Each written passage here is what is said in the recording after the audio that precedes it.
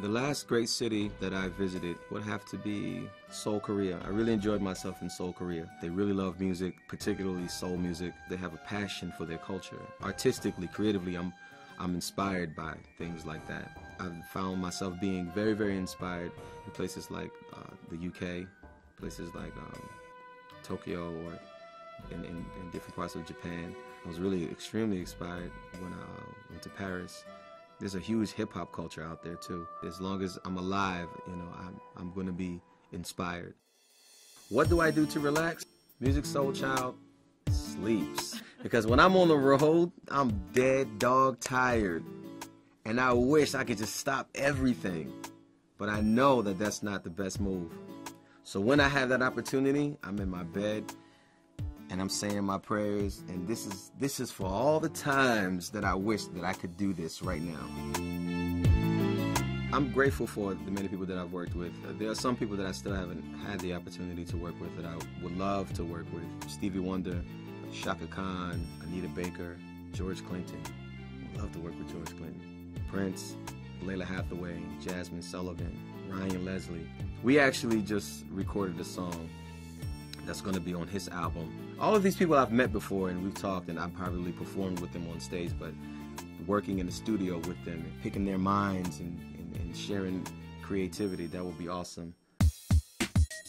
What is very important and necessary for artists to do in order to survive is to be humble by the simple fact that you have been privileged with an opportunity.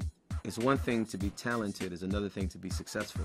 Those are not necessarily the same thing. I would also say, in order to become successful in this game, is to be educated as much as possible. Do what you can to get acquainted with what it is, and then use that information, you know, to your positive advantage, so that maybe you can inspire a whole new generation and that it can keep going.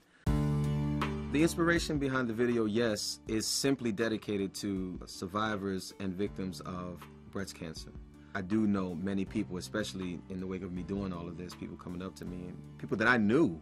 I was like, I didn't know that. It's like, well, yeah, you know, I'm still dealing with it, and it's not something that I necessarily go around telling people, but it's just like, wow, you never know what a person is going through. I'm always looking for ways to synonymize the music that I make with real life, because that will be that connection that a person could say, I know what that is. As a matter of fact, that's my life.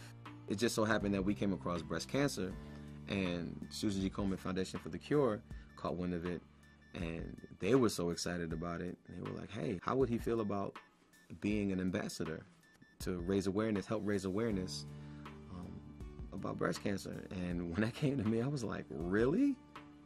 Me? I'm just a dude singing some songs. But I never imagined that my music, or I as a person, could be used in that way. And that's why I'm so passionate about my content, you know, or the content that I express through music, is because I want to make music that matters to people. I go to hospitals and I meet with people who are receiving treatment, and I just want to let them know we as celebrities may be perceived as important people. However, we're not the only important people here. You know, you guys are important. You guys are important enough to me that I'm willing to dedicate my influence and my time and whatever things that I can use at my disposal, like being on the radio or being on TV, as a platform to speak about something that's very, very important to people. Whatever little bit that I can do to help raise that awareness, if only to motivate people to educate themselves by you doing your own personal investigation, which is it's extremely simple. You just go get screened. This is not just an older person's disease. It affects younger people too. Most particularly African-American, young African-American women happen to have the highest mortality rate when it comes to breast cancer. When it is detected, it's in such late stages that your options are slim to none. I also learned that men are victims of breast cancer as well. So it's not just an older person's disease, and it's not just, you know, a female's disease. You know, it's a human thing. I think we have approached that time in music that people just want more.